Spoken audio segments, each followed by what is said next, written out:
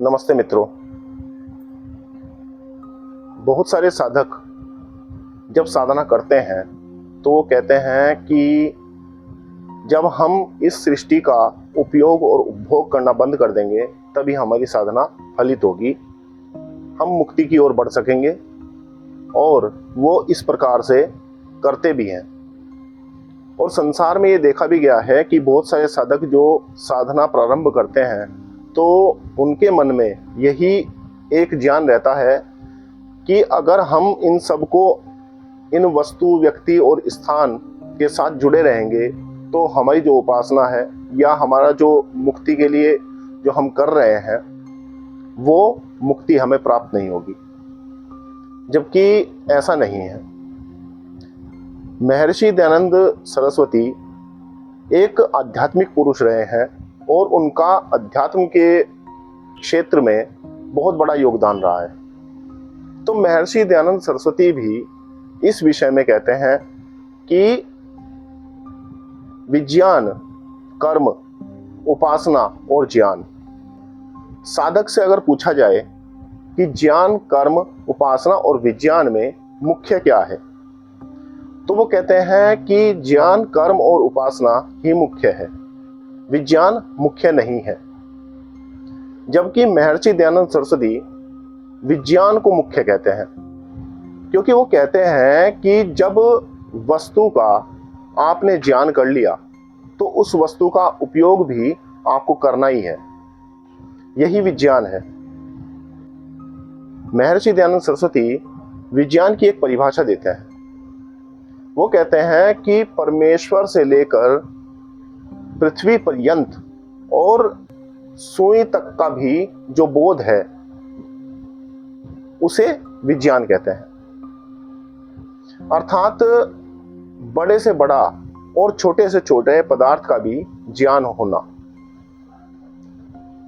उनका ज्ञान होना और उनका बोध होना। मुख्य उन्होंने कहा बोध होना, यानी कि अनुभव होना, जिसे कहते हैं साक्षात्कार करना। तो जब वस्तु के बारे में हमने जान लिया पढ़कर सुनकर तो उसे हम ज्ञान कहते हैं। और जब हम वस्तु का अनुभव कर लेते हैं, वस्तु का साक्षात्कार कर लेते हैं तो वो विज्ञान कहलाता है। और जब हम उस वस्तु का साक्षात्कार कर लेते हैं तो उसका उपयोग करना भी आवश्यक होता है।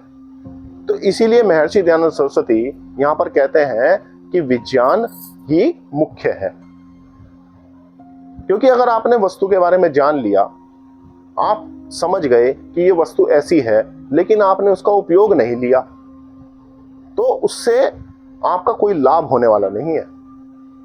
जैसे कि जब आप साधना करते हैं और आपने ईश्वर के बारे में जान लिया, अगर आप ईश्वर के बारे में ठीक ठीक जानते हैं तो आप ईश्वर से ठीक ठीक उपयोग ले सकते हैं। और जब आप उपयोग लेंगे तभी आप मुक्ति की ओर बढ़ पाएंगे।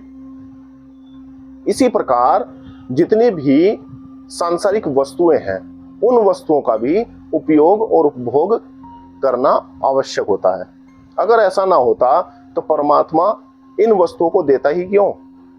ये सृष्टि परमात्मा ने हमारे लिए बनाई है, अर्थात मनुष्यों के लिए बनाई है। हाँ, उसका अंधानुकरण करना, यानी कि अज्ञान के साथ में उस वस्तु का उपयोग करना, वो अहितकारी हो सकता है और होता भी है। क्योंकि समाज में आप देखते भी हैं कि ज्यादातर जो विज्ञान को माना जाता है वो भौतिक विज्ञान को ही विज्ञान माना जाता है, जबकि महर्षि दयानंद सरस्वती उससे आगे की बात कहते हैं।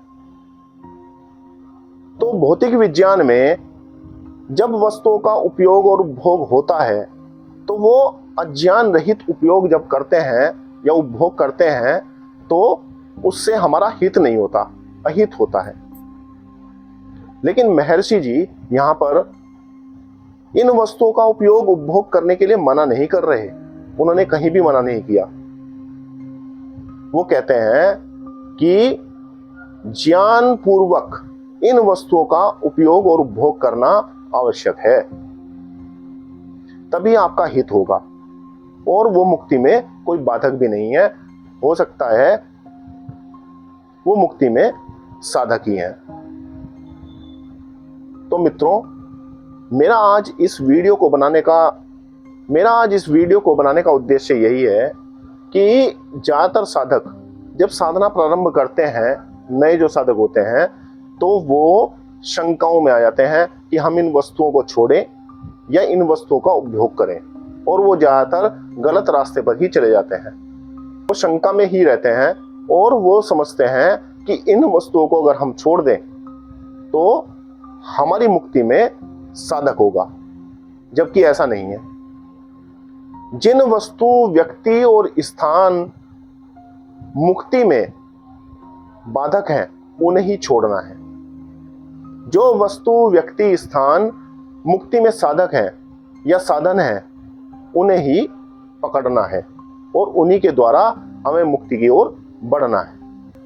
और ये स्पष्ट ज्ञान है, महर्षि दयानंद सरस्वती का हम पर उपकार है कि उन्होंने ये स्पष्ट ज्ञान हम लोगों को दिया।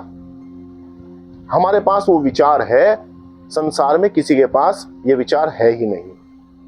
इसीलिए हम साधना की ओर बढ़ते हैं और पूरा संसार इस विज्ञान में, उपभोग में, धन लोलुपता में ही लगा रहता है।